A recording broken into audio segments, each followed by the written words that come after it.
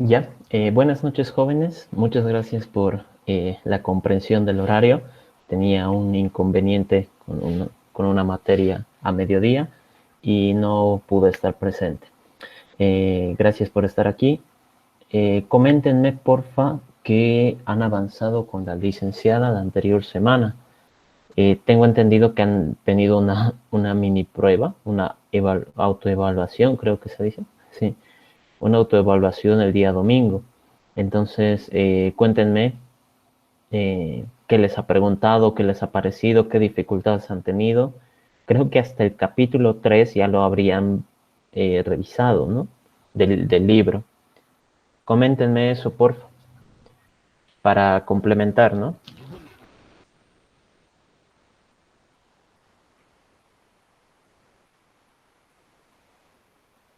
Pueden escribir por el chat o activar su micrófono, ¿no? Solo quiero saber que han avanzado para saber si hago un ejercicio sobre lo avanzado del capítulo 3 o si ya han hecho algo más, ¿no?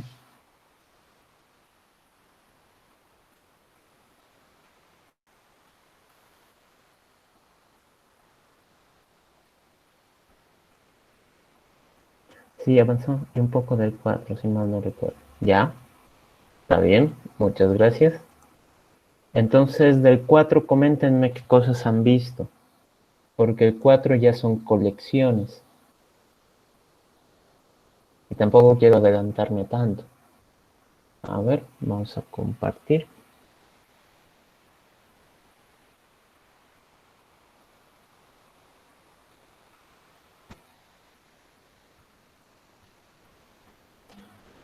Ya. A ver, entonces, un poco para terminar lo que vendría a ser nuestro avance sobre el capítulo 3, vamos a hablar de los conceptos, ¿no? Todo esto está en el libro, simplemente yo lo voy a poner con algunos ejemplos. El capítulo 3 prácticamente nos habla de la modularización, el diagrama de clases, diagrama de objetos, los tipos primitivos, ¿no? Como para recordar, y la llamada a métodos. ¿Qué tenemos que decir? Modularización es el proceso de dividir una totalidad en partes bien definidas que pueden ser examinadas por separado y que interactúan bien entre ellas. Esto de modularización no es nada más que el hecho de analizar un problema y saber quiénes son los que intervienen, ¿no? Por ejemplo, acá en estos dos problemas que los hemos ido analizando en clases pasadas, veíamos que en este caso era un ejercicio para que un paciente controlara supiera si su nivel de glucosa está dentro del rango normal, ¿no? Y para eso tenía que ir al hospital, ¿no? Porque el hospital es el que le indica si es que está correcto o no. Entonces el hospital necesitaba del paciente y el paciente necesitaba del hospital. Entonces eran dos actores que intervenían en ese problema. El hospital quien realizaba la prueba y el paciente que tenía los datos para realizar la prueba, ¿no? Entonces si nos ponemos a revisar acá, el paciente era el que tenía su nivel de glucosa, ¿no? Como un atributo. Por lo tanto, el tema de modularización, el concepto de modularización sería prácticamente de un problema muy grande, porque, claro, esto lo puedo yo tratar de juntar todo, ¿no? Apachurar así en un solo esquema. Modularización sería tratar de dividirlo, ¿no? El hospital, ¿qué es lo que hace? Hace la prueba. Entonces, el hospital solo se encarga de eso. El paciente, ¿qué es lo que hace? El paciente tiene los datos. Que se encargue de guardar solo los datos, entonces, ¿no? Por eso el paciente, su única funcionalidad, ¿cuál había sido? Guardar el nombre y su nivel de glucosa, ¿no? Después no tiene nada más. Dice su nombre y dice su nivel de glucosa. Y esto la anterior semana hemos visto de que en realidad habían sido métodos de acceso, ¿no? ¿Qué sucede con el hospital? El hospital, su única función es diagnosticar, ¿no? El hospital está encargado de diagnosticar ¿a quién? A un paciente que es el enfermo. o posible enfermo. ¿Qué sucedía acá? Lo mismo, ¿no? Entonces, para una atracción de un juego de diversiones, ¿no? Algo, los visitantes eran los que tenían que formarse en una fila y llegado el momento saber si es que podían ingresar a la atracción o no. Eso es prácticamente el tema de modularización. Separar todas las acciones, todos los datos que hayamos encontrado de nuestro análisis, separarlos para encontrar a quién le corresponde, ¿no? Por decir acá, si yo hablo del nivel de glucosa, ¿no? El nivel de glucosa, eso no lo voy a poner acá en hospital, ¿no? No tiene sentido, porque yo estaría diciendo el hospital tiene un nivel de glucosa, eso no cuadra, ¿no? Entonces la modularización es detectar todas las cosas que necesito para el problema y luego saber a quién le corresponde qué, ¿no? A quién le corresponde qué. Luego, nuestro diagrama de clases, ¿no? Diagrama de clases. Muestran las clases y las relaciones entre ellas. Ok. Entonces, nuestro diagrama de clases sería prácticamente esto. Para un problema, el diagrama de clases son todas las clases y cómo se relacionan entre ellas. En este caso, para el problema del hospital, solo tenemos dos clases. ¿Y cómo se relacionan? Aquí me ha salido una flechita, ¿no? No sé qué sea de momento. Entonces, esto de acá es la forma de, bueno, sería nuestro diagrama de clases, ¿no? Las clases que hemos definido y cómo se están relacionando entre sí. En su examen, posiblemente, les den un ejercicio que tengan que leer así como un cuento va a ser, y les va a decir prácticamente así, fijo, que les va a decir, encuentre las clases y dibuje el diagrama de clases correspondiente. Entonces, ustedes tienen que analizar todo el contexto del ejercicio para que así puedan identificar quiénes son los que interactúan en el problema, ¿no? Por ejemplo, en este caso sería el hospital y el paciente. Y ahora, ¿qué sucede con esta flechita? Esta flechita indica que el hospital usa o tiene pacientes y el paciente es usado o pertenece a algún proceso de hospital. Es así como se lee. A ver, entonces esto lo voy a anotar acá para que quede un poco más ilustrado en nuestro querido Paint. Si yo tengo acá una clase, ¿dónde está? Una clase A y luego tengo acá voy a copiar esto,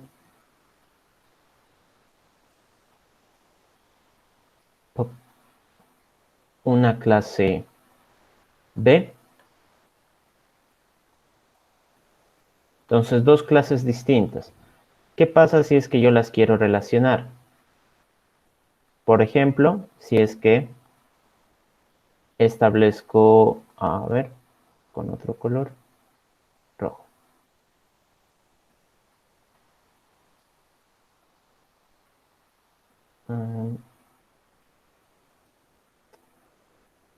Se me ha borrado esto. A ver acá. Listo. Ya, entonces con otro color, si establezco yo la relación de acá a acá y que sea como una flechita, listo.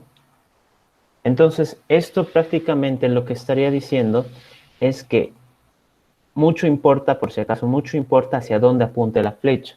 Entonces, A utiliza o tiene, ¿no? Utiliza o tiene un o unos objetos de B, ¿ya?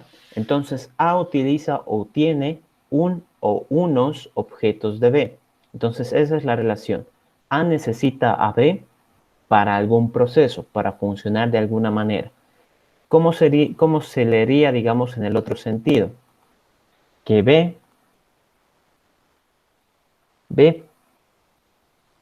A ver. Pertenece o es usado por algún proceso de A. Es así como funciona. Entonces, A utiliza B, pero B pertenece a algún posible proceso de A. O prácticamente tal vez puede ser alguno de sus atributos, no sabemos. Entonces, la flecha nos indica eso. Si la flecha fuera en sentido contrario, diríamos que B utiliza algún objeto de A. ¿Ya? Ahora, eso por si acaso estoy obviando un poquito. Esto nosotros ya sabemos que es una clase, ¿no? Acá dice, ¿dónde está? Acá nos dice, ¿no? Class. Hospital es una clase. Cuando yo creo algún hospital, estaría generando un objeto, ¿no? Una instancia. Esto es el objeto. ¿Qué sucede con esto? Por ejemplo, acá en este método, paciente. Recordemos de que la clase lo único que va a conocer es todo lo que está aquí adentro. Todo lo que está aquí adentro es lo único que conoce la clase. Pero aquí yo le estoy diciendo, vas a conocer un paciente. Ah, ok. ¿Y ese paciente dónde está? Ah, pues es una clase externa, ¿no? Que te va a ayudar para resolver el problema. Y como vemos, acá está la clase paciente. Entonces, al hacer eso, yo le estaría diciendo de que hospital necesita un paciente para el método diagnosticar. Entonces es ahí de donde sale la relación. Este método es el que genera esa, esa flechita, ¿no? Tal y como la vemos acá, ¿no? Tal y como la vemos. ¿Ya? Luego, eso sería con el tema de diagrama de clases. Diagrama de objetos. Muestra los objetos y sus relaciones en un momento dado de una ejecución, de acuerdo al estado. ¿Qué significa esto? ¿Dónde está? A ver. Este. Por ejemplo, si yo genero acá una atracción, ¿no? Que se llame, yo qué sé, el martillo, y que el mínimo de edad sea 15 años, y que el mínimo de estatura sea, yo qué sé, 1,65. Entonces el diagrama de objetos sería este. Pero ¿cuál es el único objeto en realidad que tengo? El string. Tenemos que nosotros saber identificar, saber diferenciar, y eso va con el siguiente punto de nuestros conceptos tipo primitivo. Tenemos nosotros que saber diferenciar entre los tipos primitivos y los tipos objeto. Acá el tipo primitivo empieza con minúscula, ¿no? Int. Y el tipo objeto empieza con mayúscula. Entonces, esa es una señal para que nosotros detectemos cuando estamos hablando de un objeto. En este caso, el string, nombre, sería un objeto. ¿De qué clase? De la clase string. Si yo me genero acá un paciente, no, bueno, un hospital que no requiere parámetros, el hospital, si vemos acá abajo, dice que es hospital, pero con H mayúscula. ¿Eso qué quiere decir? Que este objeto representa una instancia de esta clase. Eso tenemos que nosotros entender. Cuando son objetos, cuando estamos definiendo una clase, tiene que empezar con mayúscula. Y todos sus objetos tienen que ser definidos en base a esta clase con mayúscula, ¿no? Yo no puedo crear, digamos acá, hospital, H1, igual new hospital, ¿no? Eso me va a dar error, me va a decir, no se encuentra la clase hospital con minúscula, ¿no? Pero ¿qué pasa si yo le pongo acá mayúscula?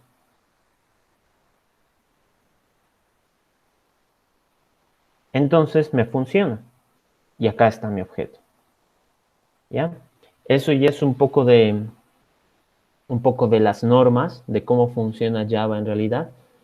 De las clases siempre son con mayúsculas, es una forma de que nosotros las detectemos. Yo no puedo escribir eso con un entero, ¿no? O sea, de decirle int, digamos, número, que sea un new int. No puedo hacer eso, ¿no? Y aquí me está botando cualquier tipo de error. ¿Por qué? Porque como esto es un tipo primitivo, yo acá estaría tratando de ejecutar un constructor. Cuando le mando esto, new, estaría tratando de ejecutar el constructor de la clase. Por ejemplo, acá, el constructor de la clase es este. Pero int, al ser un tipo primitivo, no tiene un constructor. Entonces yo no puedo aplicar eso. Como ven esto de acá, imposible, me está dando error y error por cualquier cosa, ¿no? En realidad. Entonces nosotros tenemos que saber bien eso. ¿De dónde estamos? Acá. Tipos primitivos, ¿no? En Java no son los tipos primitivos no son objetos, por lo tanto no tienen métodos. ¿A qué hace referencia esto? De que, por ejemplo, acá mi hospital tiene un método llamado diagnosticar. Atracción tiene un método permitir acceso. Pero int ya les mostré que no tiene. A ver, ¿dónde puedo mostrarles? Acá. Si yo, por ejemplo, string, que decíamos es una clase, puedo ejecutar métodos. ¿Por qué? Porque como es una clase, debe tener métodos. Entonces, ¿cuál es la forma de llamar a esos métodos? Con el operador punto. ¿Y qué le digo? Control espacio. No se olviden, control espacio me permite revisar los métodos. Entonces aquí me sale una lista con todos los métodos que yo puedo utilizar para la clase string, ¿no? Todos estos métodos ya están definidos. Por ejemplo, el método length, que me sirve para saber la cantidad de caracteres que tenga esta cadena. Pero si yo trato de hacer lo mismo para una variable entera, minedad, por ejemplo,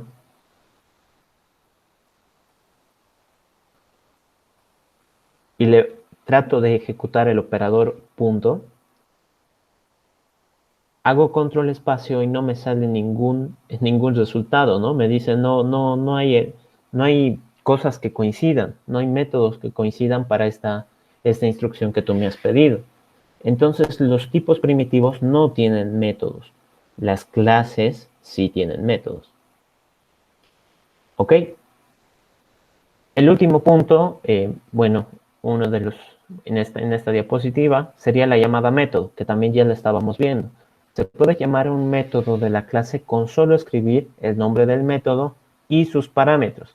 En caso de ser otro objeto, se necesitará de la notación punto. ¿A qué se refiere esto? Por ejemplo, acá, que estoy en la clase atracción, ¿no? Atracción tiene un método llamado permitir acceso. Y, bueno, a ver, voy a ejecutar otro, es que en ese es como que un poquito más feo el ejemplo. Acá. Por decir, acá voy a ejecutar mi constructor, public hospital. No, y no, este también está igual, que es con objeto. Paciente acá. Ya, este está bien. Entonces, por ejemplo, en paciente tenemos un método que es decir su nombre y otro que es decir su nivel de glucosa. Entonces, por ejemplo, acá, si yo quiero decir, ¿no? Systemout.println, mi nombre es, dos puntos, y ahora quiero que diga su nombre, ¿no? ¿Cómo le digo? Acá hay un método que es específicamente para eso, ¿no? Decir su nombre. Entonces, si yo quiero ejecutar este método, me basta con simplemente hacer control espacio o escribirlo directamente y seleccionar el método que yo quiero. En este caso sería decir su nombre. Y cierro paréntesis. Listo. Este método se encuentra dentro de la propia clase, ¿no? Se encuentra dentro de la clase paciente, pertenece al paciente. Así que, si yo quiero ejecutar un método que es propio de la clase, me basta con escribir el nombre del método, en este caso decir su nombre. Si es que necesita parámetros, también se los mando, ¿no? Acá, parámetros, puntos suspensivos. si es que necesitara. Y compilo. Y ahora, como ven, me dice que no hay errores de sintaxis. Eso significa que está bien escrito, pero no significa que funcione. Así que vamos a ver si es que de verdad funciona, ¿no? Me creo un paciente que se llame, yo qué sé, Pedro, y que su nivel de glucosa sea 125, por decir, ¿no? Y como ven, acá me sale la ventana de consola que indica que su nombre es Pedro, ¿no? Que es justo lo que yo había escrito acá. Esto es lo que había escrito para que me saliera, ¿no? Entonces, la llamada método, si es dentro de la propia clase, basta con escribir el nombre del método y ejecutarlo. Ahora, ¿qué sucede con la segunda parte, ¿no? de esto? En caso de ser otro objeto, se necesitará de la notación punto. Eso lo veíamos ya acá con el string, ¿no? El string es otra clase. Entonces, si yo quiero ejecutar métodos sobre esa clase, escribo la variable, ¿no? La variable nombre, que es un string, el operador punto, control espacio, y acá me salen los métodos, ¿no? ¿Qué sucedería, por ejemplo, compilamos, acá con el hospital? Acá yo tengo un objeto llamado enfermo, que es de la clase paciente. Entonces, si yo quiero ejecutar métodos de la clase enfermo, tal vez algún método me sirve, entonces pongo el nombre de la instancia del objeto, en este caso que es enfermo, el operador punto, control espacio, y acá me dice qué métodos puedo utilizar, ¿no? Por ejemplo, decir su nombre o decir el nivel de glucosa. Y estos otros métodos que, bueno, están ahí por defecto. ¿Correcto? Entonces, en el caso de que nosotros necesitemos ejecutar métodos de otro objeto, tengo que poner la variable, el nombre acá, el operador punto, y luego seleccionar el método que yo necesite. ¿Correcto? Si necesita parámetros, también los puedo colocar con el paréntesis. Ahora, este capítulo 3 contiene un concepto que es bastante importante, que es la sobrecarga. Entonces, la sobrecarga permite declarar métodos que se llamen igual, pero que reciban parámetros diferentes.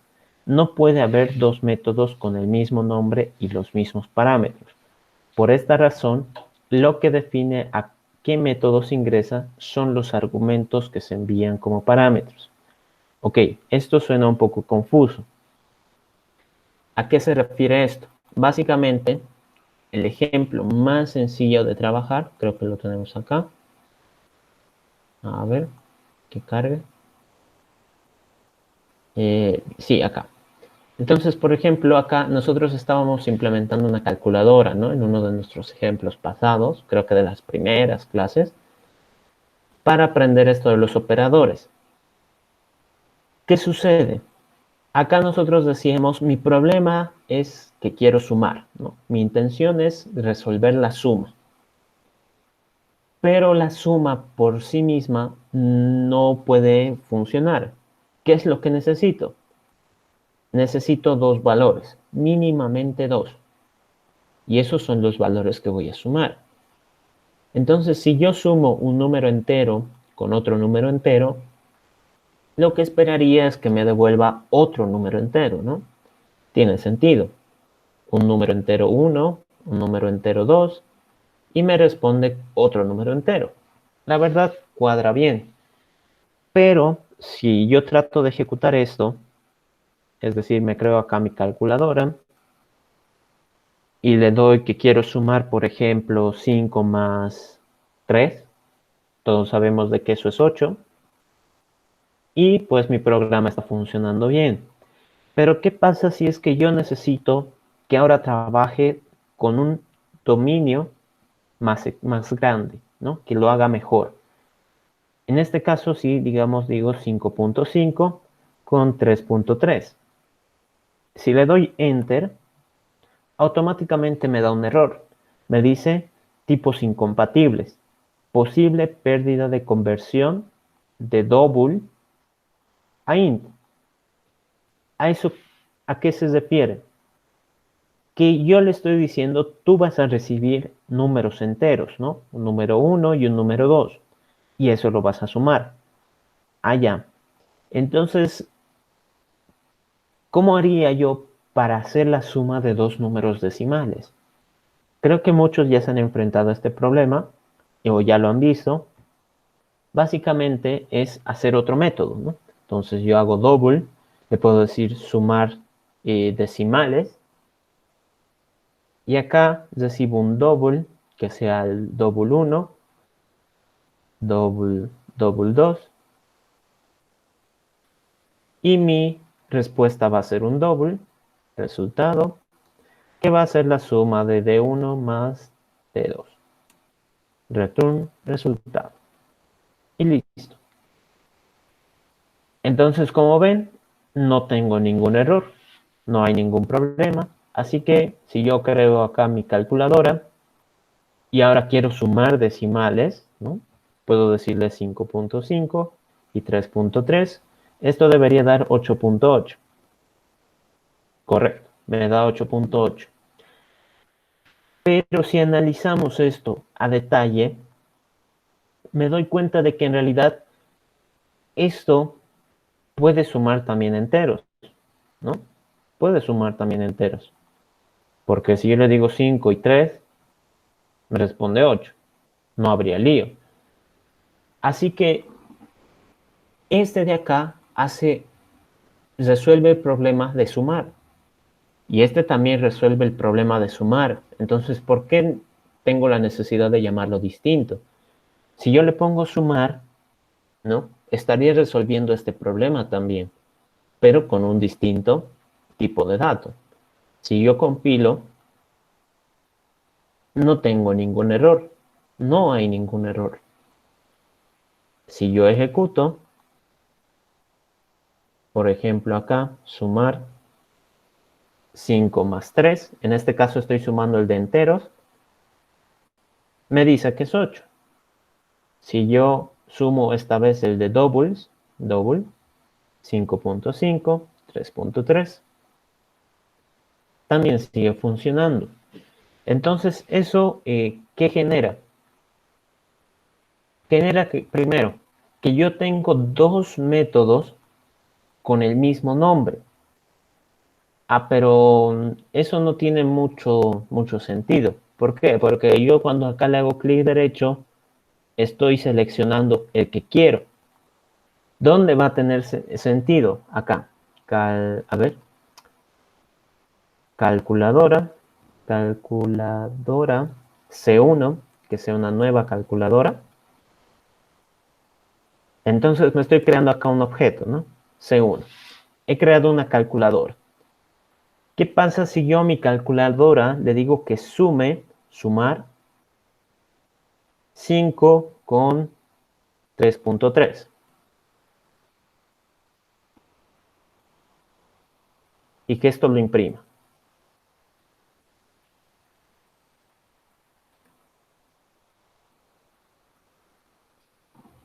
Aquí es donde recién vamos a notar la dificultad que tendría Java para detectar a qué método se está refiriendo. ¿Por qué? Porque cuando tú escribes en código, tú le estás diciendo anda a sumar. Ok, pero hay dos sumar.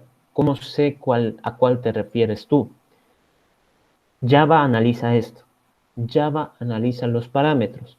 Entonces, él dice, bueno, acá me estás mandando un 5. Ok, eso es un número entero. Acá me estás mandando un double. Ok, entonces reviso. ¿Tengo algún método que se llame sumar? Sí, tengo dos. ¿Alguno de esos métodos recibe un entero y un double en ese orden? No. Entonces, ¿qué sucede? Tendría que darme un error, pero me responde 8.3 la respuesta. Eso se debe a que pues el 5 pues prácticamente es un 5.0, ¿no? Entonces esto se puede interpretar como un double. Así que Java lo que va a hacer es tratar de primero encontrar el método con el mismo nombre, ¿no? Con el mismo nombre. Y luego va a tratar de encontrar con los mismos parámetros. En este caso, a ver un poquito más abajo, si yo tengo un método sumar que recibe acá un int a y un int b, y luego acá tengo un sumar double a y double b. Cuando yo ejecute la instrucción de calculadora punto sumar, ¿no? Punto sumar, y le diga 5,5, por ejemplo, lo que va a hacer es decir, ok, tú me estás diciendo anda a buscar un método sumar. Ok, tengo dos. Pero aquí me estás mandando parámetros. Perfecto. Justo necesito parámetros. Entonces, ¿este qué es? Un entero. Ah, ya, concuerda con este. Con este no. Entonces, este está descartado. No lo reviso más. Este de acá ha cumplido de momento. Este segundo dato, ¿qué es? Un entero. Ah, justo a lo que necesitaba. Entonces, este es el método que se va a ejecutar. ¿Qué sucede si yo le digo calculadora punto sumar y le mando 5.3, 5.5? Entonces, nuevamente, ¿qué es lo que diría? Me estás pidiendo ejecutar un método sumar. Ok, yo lo tengo acá, tengo dos. Genial. El primer dato, ¿qué es? Un double. Ah, ya, entonces aquí yo necesitaba un int. Ni modo, este no lo necesito. No me sirve. Ah, pero con este ha coincidido correctamente. Perfecto. El segundo dato, ¿qué es? Otro double. Ah, justo lo que necesitaba. Entonces se ejecuta este. Con este método estaríamos yendo a este que calcula la suma de doubles. ¿Qué sucedería con calculadora, punto sumar, y yo le mando, por ejemplo, acá un 5 y una A, ¿no? O no sé, o un false, digamos, false. ¿Qué va a suceder? Me va a decir, me estás pidiendo ejecutar el método sumar. Ok, tengo dos. Aquí me estás mandando un número entero. Puede ser acá un número entero, ¿no? Int A, o puede ser acá. ¿Por qué? Porque el 5 también representa 5.0. ¿Qué es lo que sucede? A ver, un momentito, por favor. Me están llamando. Después contesto. Ya, perdón. Estaba vibrando ahí por la llamada. Ok, entonces acá me está mandando un 5. Por lo tanto, yo necesito un número entero acá y acá necesito un número doble.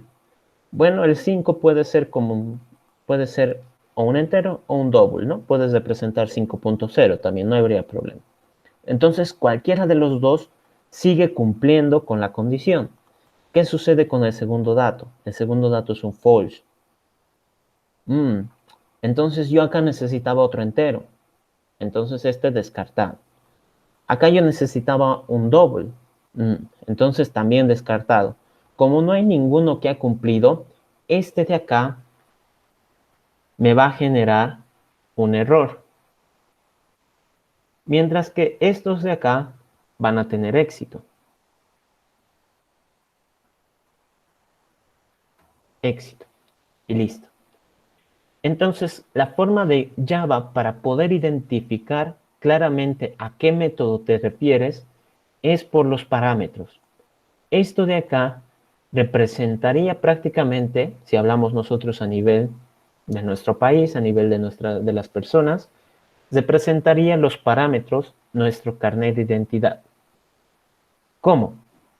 Si conocemos a otra persona que justo ha coincidido con nuestro mismo nombre, incluso tal vez con el mismo apellido, coincidencias existen por todo lado, la forma de identificar quién es quién, así, sin mirarlos, ¿no? Obviamente, porque mirándolos puede ser un poco obvio. Sin mirarlos sería usar el carnet, ¿no? ¿Por qué? Porque el carnet es la forma única de identificar a cada uno. Por lo tanto, esto de acá,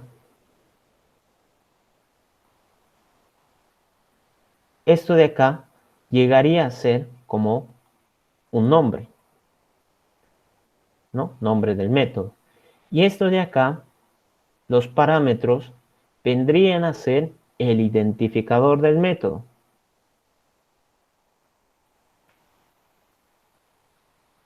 El identificador. Por lo tanto, aquí si yo me pongo a revisar, necesito un int y un boolean. ¿Hay alguno que cumpla con eso? No. Entonces el método automáticamente me va a dar error. Revisemos acá. Si yo trato de ejecutar lo mismo, pero con un false, le doy enter y me dice error. Me dice aquí claramente, ¿no? Que no hay un método encontrado para sumar int y boolean. Como ven, caballito. Ah, ok. ¿Qué pasa si yo, no sé, por decir, quiero hacer una suma con redondeo, ¿no? Entonces voy a hacer una suma con redondeo que se llama sumar, ¿no? Y aquí voy a recibir dos números decimales, double de 1, double de 2. Entonces mi intención acá va a ser realizar una suma con redondeo. Como sabemos de que acá son decimales, pues prácticamente este sumar, como los va a añadir de la misma manera, pero con la condición especial de que lo redondee al inmediato superior, en el caso de que cumpla la condición, o en el caso de que no, pues lo redondee al inmediato inferior. De momento voy a decir que no nos vamos a poner a calcular eso ahorita. Voy a tener acá un int resultado, que va a ser de 1 más de 2.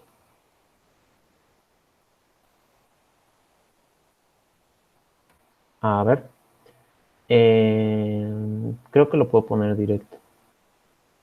Return de 1 más de 2. Ya, bueno, no nos vamos a meter con el cálculo. No es lo que quería mostrar. Entonces voy a decir que de momento no he calculado nada, ¿no? Return 0. Para que compile, para ver si funciona. Entonces le doy a compilar y me da error. Me dice, el método sumar que recibe dos doubles ya está definido en la clase calculadora. Ah, ok, pues, o sea, aquí está con el mismo nombre y pues los mismos nombres, aquí también. Entonces, ¿qué pasa si yo le cambio, no? Decimal 1 y decimal 2. Trato de compilar y me sigue riñendo, pero yo ya le he cambiado el nombre, ¿no? Le he cambiado el nombre. ¿Por qué? O sea, mi intención sigue siendo sumar, pero ¿por qué no me deja? Ya le he cambiado el nombre de los parámetros, estoy haciendo otro tipo de comportamiento, ¿no? Bueno, acá retorna 0, pero es porque no lo hemos definido nada. Entonces, ¿por qué no me funciona? Se supone que son distintos. Incluso aquí devuelve un entero y acá devuelve un doble. ¿Qué es lo que está saliendo mal? Lo que está saliendo mal es de que a Java en realidad no le importa cómo llames esto, ¿no? No le va a interesar cómo lo has llamado. Si le has puesto un nombre largo, un nombre chiquito, que una letra, que 1000 letras, no le importa mucho. Ni tampoco le importa esto, ¿no? Esto por ahí puedo ponerle void, ¿no? Y que no haga nada. Y me sigue riñendo. En este caso, ¿qué es lo que sucede? Nuevamente es por esto. ¿Dónde está? Nuevamente es por esto. Java en lo único que se concentra es en el nombre y el identificador. No se concentra en qué respuesta vayas a dar, no se concentra en cómo hayas llamado a tus parámetros, no se concentra en qué es lo que haces aquí adentro, ¿no? Porque ni siquiera me ha reñido de que no hay nada. Entonces, eso tienen que tenerlo muy en cuenta. Cuando nosotros hagamos sobrecargas de métodos, ¿la sobrecarga qué es? Que se realice la misma tarea, pero para distintos parámetros, ¿no? Distintos parámetros. ¿Qué significa? De que en el momento de que yo esté cambiando los parámetros, es como si estuviera generando un nuevo carnet de identidad, solo para este. Entonces, este carnet de identidad, ¿cómo es? A ver. Este carnet de identidad se llama sumar double double. Así. ¿Por qué? Porque el método tiene de nombre esto y sus parámetros son dos tipos double. Si yo lo pongo a analizar de esa manera, este también se llama sumar y recibe dos parámetros que son double y double. Es por eso. Java compara de esta manera. Entonces, si solo se fija de esta forma, pues entonces los métodos sí son iguales. No se ha puesto a comparar qué hay adentro, no se ha puesto a comparar la respuesta, no se ha puesto a comparar el nombre, nada. Lo único que le interesa es esto, la forma en cómo los va a identificar. De este, por ejemplo, sería que su nombre es sumar y recibe dos int, ¿no? Int, int. Y listo. Entonces, este de acá se salva, ¿no? ¿Por qué? Porque es distinto. Pero este de acá no. Entonces, eso es algo que nosotros tenemos que considerar para hacer las sobrecargas. Esas serían sobrecargas de métodos, ¿no? Métodos ya concretos. Existe también lo que son, bueno, existe en Java, no es que nosotros las podamos programar, pero se las estoy avisando para que sepan. Existe la sobrecarga de operadores, en especial este es el más famoso, el más. Acá, ¿qué sucede? Tengo dos números enteros, ¿no? Número 1 y número 2. Si yo quiero operar esto, la suma, pues utilizo el operador suma, ¿no? Sencillo. Y mi respuesta ya estaría concretada. Pero, no sé dónde lo tenía el otro. Ay, creo que lo borré. Ya. Pero, por ejemplo, acá, system.out.println. Si acá yo quiero mostrar, por decir, mi nombre es dos puntos, más, ¿no? Mi nombre, y le doy a compilar. Entonces acá el símbolo más, ¿qué es lo que está haciendo? No está trabajando con números enteros, está trabajando con cadenas. Está trabajando con cadenas. Entonces, en este sentido, el operador más cambia su función. ¿A qué? A concatenación. A concatenación. En el sentido de una calculadora, el operador más que realiza una suma. Así sencillo. Así que cuando a ustedes les hablen de sobrecarga de operadores, el ejemplo más sencillo que pueden dar es el más.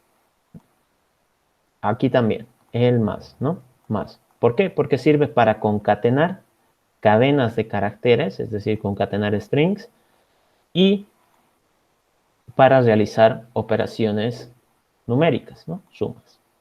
Listo. Entonces, hemos visto la sobrecarga de métodos, ¿no? Que estaban acá con el método suma, la sobrecarga de operadores, que hemos visto de que para sumar números enteros y para concatenar cadenas me sirve. ¿Qué es lo que vendría ahora? Sobrecarga de constructores. ¿Cómo funciona eso? Por decir, acá, nuestro paciente, ¿no? Su constructor, que lo hemos hablado, que es un método especial, cuya finalidad es simplemente dejar listo todo para que el objeto funcione, ¿no? Por lo general, inicia los parámetros con algún dato. Pero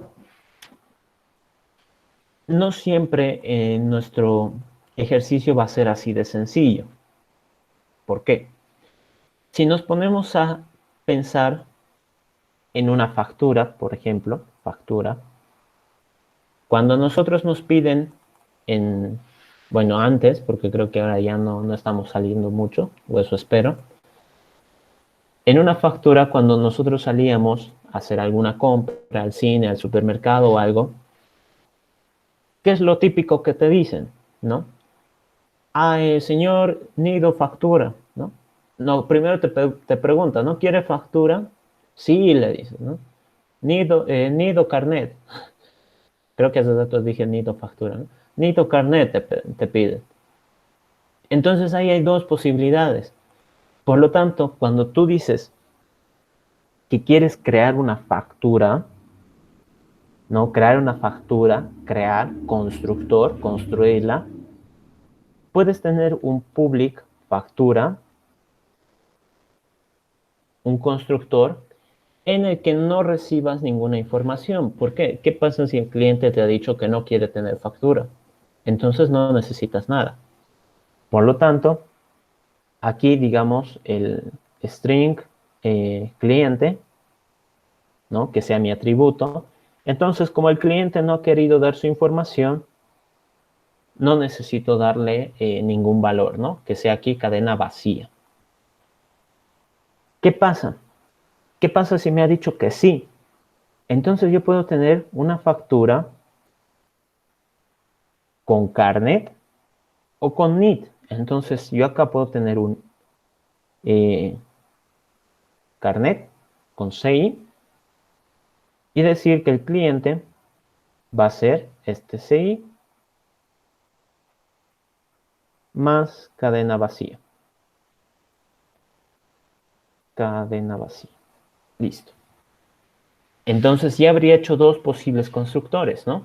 Uno en el que pues el cliente no ha querido participar y pues no quiere dar su información, y otro en el que me está dando su carnet. Carnet. Luego, estoy anotando esto de public porque ya lo hemos avanzado, ¿no? El encapsulamiento. Todos los constructores, si su intención es dejar preparado la información de la clase, deberían ser públicos. Nuestro tercer constructor, ¿por qué? Porque cuando yo hago un, eh, una petición por una factura, el cliente puede responder que no quiere, correcto. Pero después puedo preguntar si quiere que su factura salga a nombre de su carnet o a nombre de su NID, ¿no? Entonces ya acá diría, mi cliente va a ser igual al NID más cadena vacía. Ah, ya, pero el NID, ¿cómo viene? Viene con un entero. Ok. Entonces, si yo ahora trato de compilar, bueno, acá factura, public factura, listo. ¿Qué es lo que me sale? Me sale un error. Me dice factura con un int ya está definido en la clase. Entonces recordemos cómo funcionaba esto. Para Java, este método, ¿cómo se lee? El nombre, factura, y el dato, int. Acá, ¿cómo se lee? Se lee el nombre, factura, y no hay parámetros. Entonces, para Java, este es distinto de este, ¿no? ¿Tienen el mismo nombre? Sí. ¿Tienen los mismos parámetros? No. Entonces son diferentes. En este caso, factura va a ser otro int. Allá. Entonces, este tiene el mismo nombre que este. este no tiene los mismos parámetros. Allá, entonces estos dos son distintos. ¿Qué pasa si yo comparo con el anterior? Tienen el mismo nombre y los mismos parámetros. Entonces, para Java, estos dos métodos constructores son iguales. Estos dos métodos eh, no, no los puedo diferenciar y no sabría cuál ejecutar dada una instrucción. Así que nosotros podemos decir que en este caso recibo un string, por ejemplo, y un string. Y bueno, ahora aquí me ahorro esto, ¿no? Y ahora si trato de compilar, no me da errores. ¿Por qué? Porque si nos fijamos esto, que es lo que lee Java en realidad, no tengo ningún problema. Todos son distintos. Y listo. Entonces, con eso yo estaría generando información. Bueno, acá el atributo, private. Estaría generando la información de una factura, dado que el cliente no ha querido dar su información, o si ha querido hacerlo con su carnet, o si ha querido hacerlo a través de un NIT, ¿no? Hay esas posibilidades. ¿Ok? Y esto sería sobrecarga de constructores. Sobrecarga de constructores. Y listo. Bien, entonces hemos visto que hay sobrecarga de métodos, sobrecarga de operadores y sobrecarga de constructores, ¿no? Con el tema del operador, ya les he dicho, el ejemplo más sencillo, hay algunos otros, pero esos son como que un poquito más complejos de entender. El operador más sencillo para saber que está sobrecargado es el más. ¿Por qué? Porque con números utiliza la suma, hace la suma, y con cadenas las concatena, ¿no? Las une, las va uniendo. Luego acá vemos lo de los constructores, y acá, ¿cómo funcionaría esto? Como ven, si yo le doy clic derecho, tengo tres posibilidades para construirlo. Por decir, si yo elijo con carnet, entonces acá, si he elegido con carnet, yo no puedo anotar una cadena, ¿no? Por decir, hola. Y le doy a aceptar. Me dice, no puedo convertir un string a entero. Ah, ok, tú me has pedido un entero, 1, 2, 3. Y listo, y recién se ha construido. ¿Qué pasa si yo quiero construir una factura con un id y le pongo un carnet, 1, 2, 3 o 1, 2? Me va a volver a salir el mismo error. Entonces acá Java me está riñendo, ¿no? Me está diciendo, tú me has dado la información equivocada. ¿Por qué? Yo tengo tres posibilidades para construir y tú has escogido una en específico. Ahora tú tienes que cumplir con el dato para que yo me construya. Así es como dice. ¿Ok? Y pues eso vendría a ser lo de la sobrecarga, ¿no? Que permite que haya dos métodos con el mismo nombre. ¿Cuál es la forma en la que los va a identificar? Gracias a los parámetros. Ahora, no sé si tienen alguna duda hasta ahí. Si quieren pueden escribirla o activar su micrófono. Si no, voy a pasar a lo que vendría a ser el capítulo 4, ¿no? Para ir un poquito a la par con la licenciada. ¿Qué dice?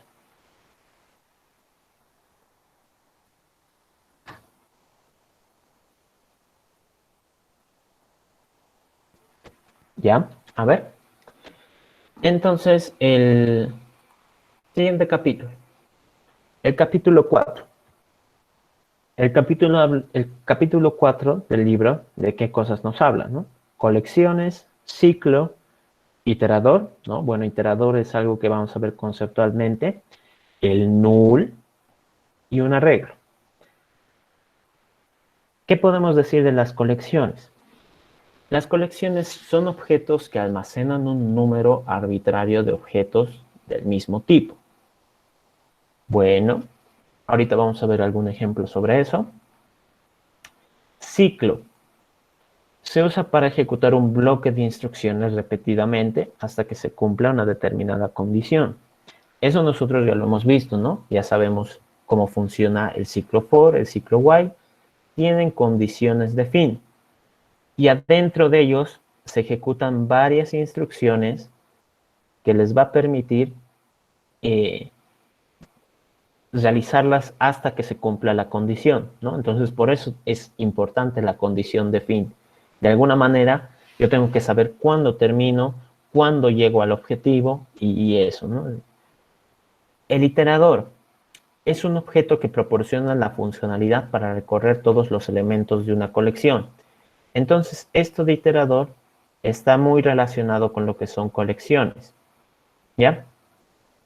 De momento solo lo vamos a ver conceptualmente, esto del iterador. El null. Se utiliza esta palabra para indicar que no hay objeto. Si un objeto no ha sido inicializado explícitamente, tendrá el valor null. ¿Ya? Ahorita vamos a charlar acerca de esto. Esto del null es bastante interesante. Arreglo. Colección finita de objetos de un mismo tipo. Y quiere conocer cuántos datos se almacenará. ¿Ya? Vamos a empezar por esto del null, ¿no? Porque creo que es lo más sencillo de comprender ahorita. Por ejemplo, a ver, acá, me voy a crear una clase persona. La creo porque es una clase que creo todos entendemos cómo funciona, ¿no? Todos los datos que puede tener, los datos básicos y demás. Entonces voy a decir que una persona va a tener su nombre, ¿no? String, nombre. Private, int edad, ¿no? Que solo trabaje con eso. Pero ahora, si le doy a compilar, me dice que no hay errores, pero yo no he generado nada, ni constructor, ni métodos, no he puesto nada. Esta clase simplemente, recuerden, acá, si no hay un igual, ¿no? Si no hay un igual algo, esto solo sería una declaración. Es decir, yo estoy prometiendo que voy a tener un nombre de tipo string y una edad de tipo int. Son solo promesas. Pero eso quiere decir que no va a funcionar. Acá me permite, ¿no? New persona. Me permite crearlo. Me permite darle un nombre a mi variable. Y si yo le hago doble clic, acá vemos de que el nombre sale esta palabrita, null. ¿Por qué sale null si yo no le he dado ningún valor?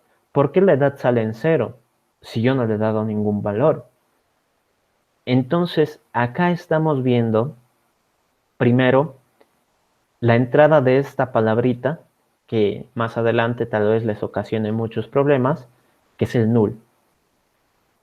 El null no es nada más que decir de que esta variable, nombre, que tiene que recibir un objeto, no está guardando de momento ninguna información, ¿no? Todo se ha quedado en promesas. ¿Y por qué acá el entero recibe un 0? ¿No? Entonces yo me vuelvo a fijar mi código y digo acá, ¿en qué momento le he puesto un 0? ¿Cómo es de que mi edad me dice que es 0 si yo acá no le he puesto ningún valor? Eso de ahí, a ver acá, eso de ahí son solo los valores 0 de los tipos de datos. ¿A qué me refiero con esto? Vamos a hacer una pequeña prueba acá. Vamos a decir que voy a tener, yo que sé, un private, char, sexo, ¿no? Para decir si es masculino, femenino u otros, ¿no? Porque ya hoy en día que cualquier cosa puede pasar. Entonces ya tengo otro dato. ¿Qué pasa si, por decir, no sé, quiero saber private double peso, ¿no? El peso de esta persona. Otro tipo de dato, ¿no? Y private boolean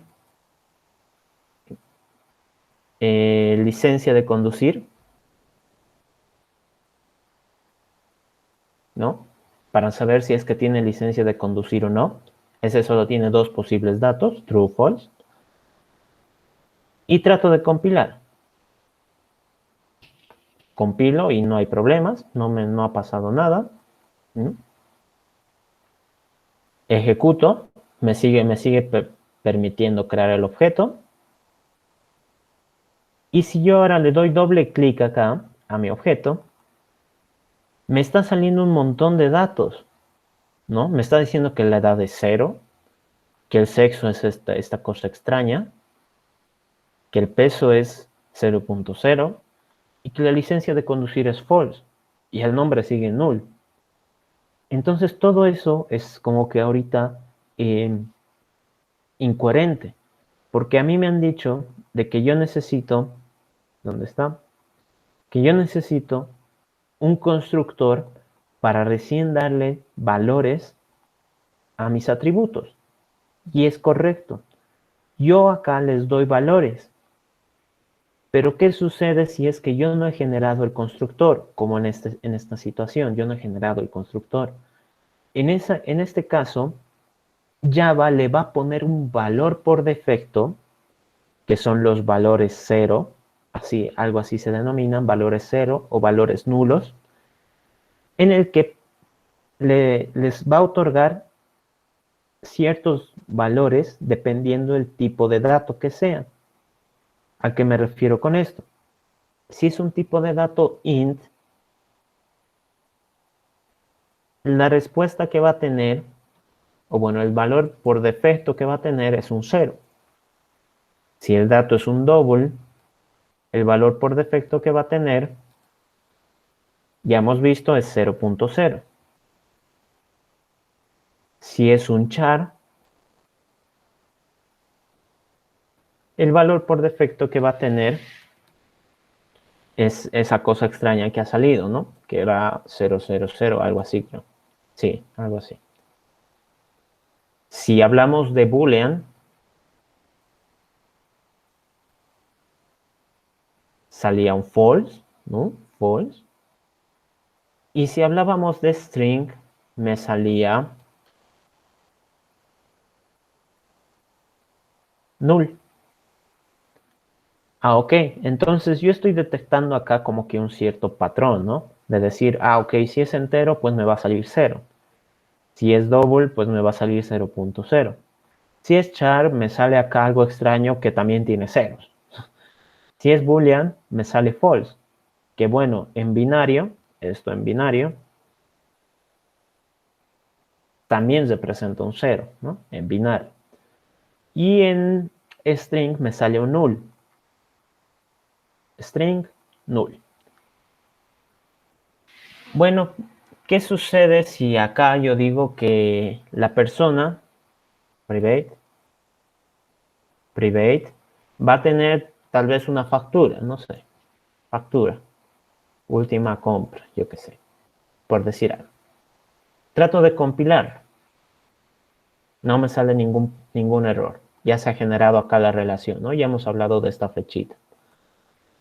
Entonces, si yo intento crearla de nuevo, ¿no? Crear. Veo los datos. Reviso que acá el nombre sigue estando en null, la edad sigue estando con 0, el sexto sigue estando con U00, ahora eso lo voy a anotar. Esto era U00, ahí está. El peso es 0.0 y la licencia de conducir es false. Pero acá recuerden que hemos añadido un nuevo dato que sea la factura de la última compra. En ese caso también me muestra un null. ¿Pero por qué? Es aquí cuando nosotros tenemos que analizar esto, que es el tipo de dato. Si acá yo me fijo, Boolean en realidad representa un tipo de dato primitivo. Double también representa un tipo de dato primitivo. Char también. Int también. String empieza con una mayúscula, ¿no? Una letra mayúscula. Entonces es una clase. Por lo tanto, nombre sería una variable que guarde un objeto de la clase string. Acá, última compra sería una variable que guarde un objeto de la clase factura, ¿no? Clase factura. Pero como yo no le he dado ningún valor por defecto, me dice que es nulo. Ok. Entonces, esto de acá no es solo para strings. Esto es para todos los objetos. Objetos. Listo. Entonces, todos aquellos objetos a los que yo no les esté dando un valor, su valor por defecto va a ser null. Y desde esto va a ser esto, ¿no? Entonces, eso es importante en el momento en el que nosotros empezamos a trabajar con objetos. Como en este caso, hay un diagrama de clases acá, hay otro diagrama de clases acá, hay otro diagrama de clases acá. ¿Por qué? Porque para nosotros va a ser importante que, por decir aquí, yo esté mandando un paciente de verdad, no esté mandando un paciente nulo. ¿A qué me refiero? Si yo acá genero el hospital, puedo ejecutar este método que se llama diagnosticar y que necesita un paciente.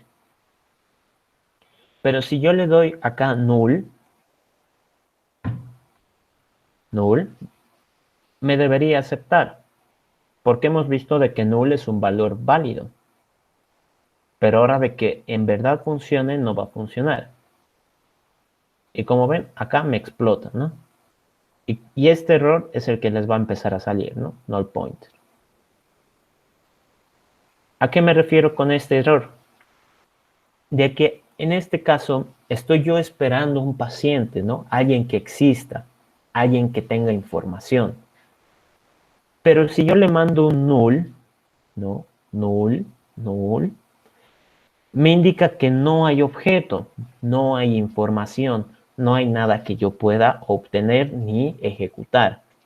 Entonces, es como si yo te dijera, o yo les dijera, les voy a dar unos zapatos nuevos, unos zapatos así súper bonitos, súper costosos, no sé, y les termino entregando una caja vacía.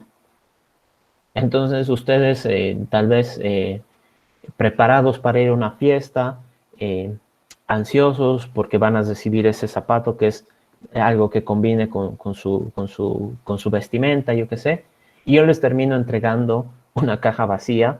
Entonces, eso primero que nada es fallar a la promesa, ¿no?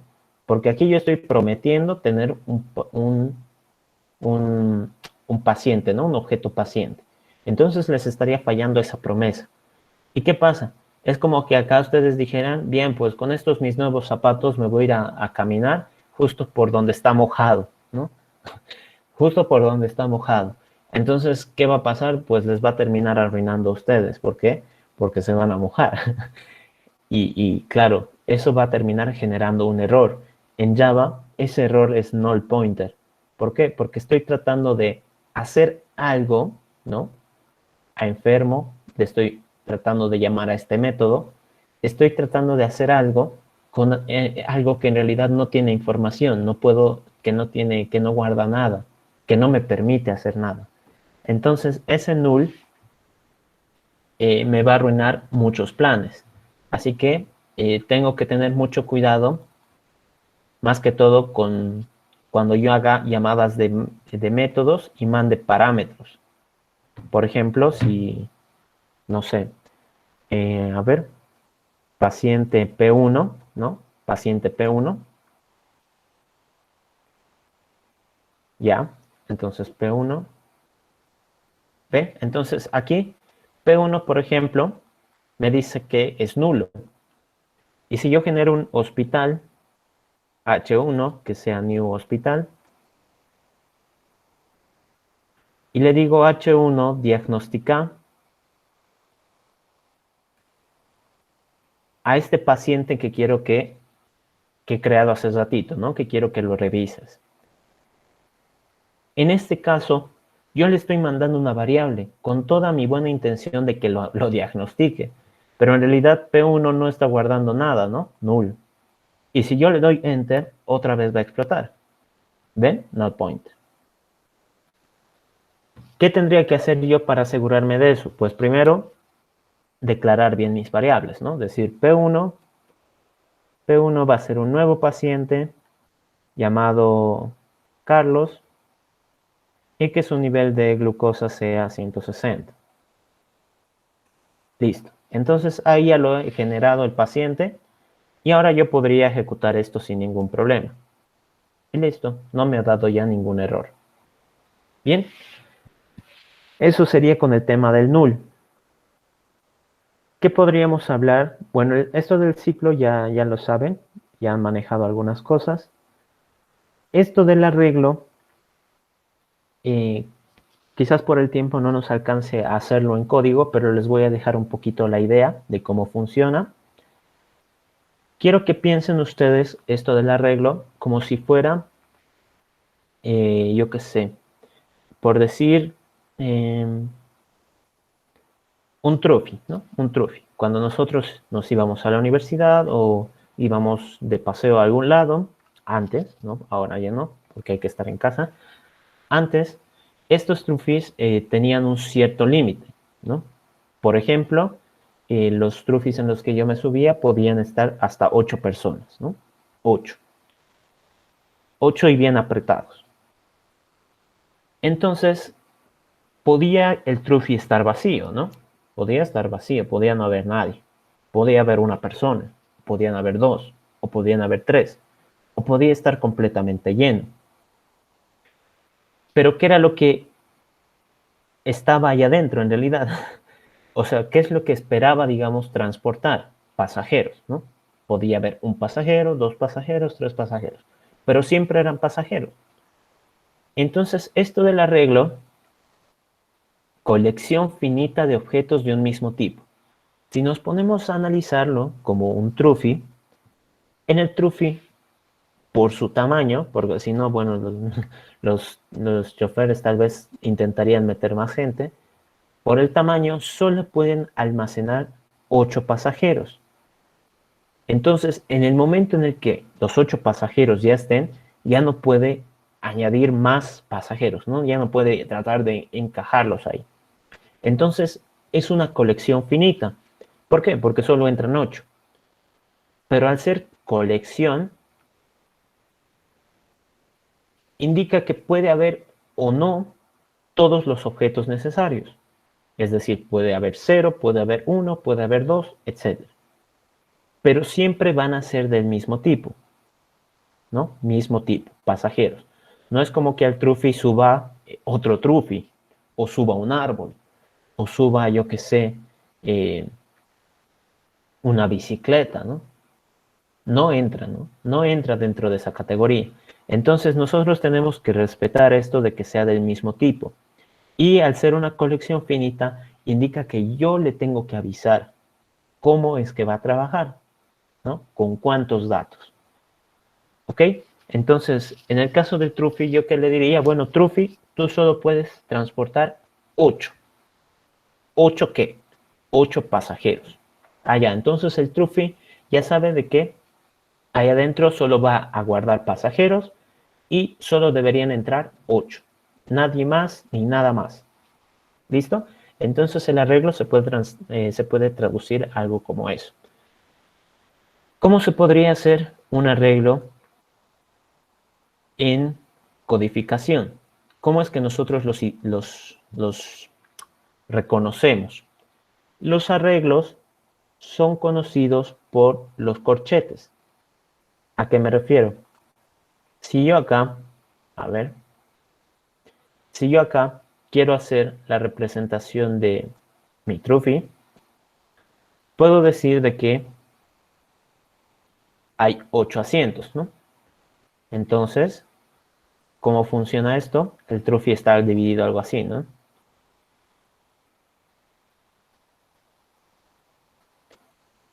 Entonces, este es el asiento del pasajero, digo, del conductor. Entonces, este de acá no se puede utilizar. Pero el resto sí están disponibles, ¿no? El resto sí está disponible. Entonces, yo tengo 8 posibles asientos para llevar pasajeros. ¿Qué significa eso? Si yo trato de hacer como que una pequeña lista, es decir, alargándolo, poniéndolo todo en plano, podría decir de que hay acá 8 casillas, ¿no? 1, 2, 3, 4, 5, 6, 7, 8, ¿no? Entonces, 8 casillas para los 8 pasajeros, para saber si es que están o no están. Entonces, esto en programación sería prácticamente un arreglo. ¿Un arreglo de qué? De pasajeros. Entonces, esto de los arreglos es automáticamente ya pensar en plural, ¿no? Empezar a pensar, valga un poquito la redundancia ahí, como que me ha salido en rima, que voy a manejar varios datos, ¿no? No solo uno, ya no estoy hablando de uno. Voy a empezar a manejar varios datos. ¿Cómo tendría que ponerlo acá? En mi código. Por ejemplo, si yo quiero manejar varios datos enteros, lo que tendría que hacer es decir, bien, como mi intención es manejar varios datos enteros, le voy a decir que es int. Pero para decir que van a ser varios, le pongo corchetes. Y acá digo varios enteros. Y listo. Y como ven, no me ha dado error. No me ha dado error. Pero recuerden, si yo en esta situación solo estoy poniendo el punto y coma, es prometerle, ¿no? Le estoy prometiendo que voy a tener algo ahí. ¿Qué pasa si quiero empezar a utilizarlo? Entonces le digo a esta mi variable que va a almacenar varios enteros, le tengo que decir que va a ser un nuevo, ¿no? Así, new int, y acá tal vez uno esté diciendo, no, pero eso nos ha mostrado antes, eso no va a funcionar. No, recuerden cómo tenía que establecerse esto del arreglo. Requiere conocer cuántos datos almacenará. Entonces, ¿en qué momento yo le digo cuántos datos? Acá le digo new int corchete, por ejemplo, acá que guarde 5 datos y cierro corchete y punto y coma. Y listo. Con eso ya estaría funcionando, ya tendría espacio para guardar 5 posibles datos enteros. Vamos a verlo. Acá está mi dato. Y como ven acá, incluso la representación en objeto son como que varios objetos apiladitos, ¿no? No sé si se llega a apreciar. Y si le doy clic, doble clic, me sale que tengo 5 posibilidades para guardar datos y que todos ahorita están en 0. Ahora, ¿por qué están en 0? Por esto, ¿no? Por esto están en 0. Porque automáticamente se les va a dar el valor 0 de los tipos de datos. En este caso, como son tipo int, todos van a guardar un 0. ¿Correcto? Entonces eso sería como que una pequeña introducción. Ahorita pueden ir practicando. Recuerden esto, que los arreglos son para almacenar varios datos de un mismo tipo. Es decir, acá yo no puedo guardar un string. Acá yo no puedo guardar una persona o una factura. ¿Qué es lo único que puedo guardar? Int. ¿Correcto? Entonces, no sé si hasta ahí tienen alguna duda, consulta, pregunta, inquietud. Si no es así, entonces estaríamos dando por concluida nuestra clase. ¿Qué dice?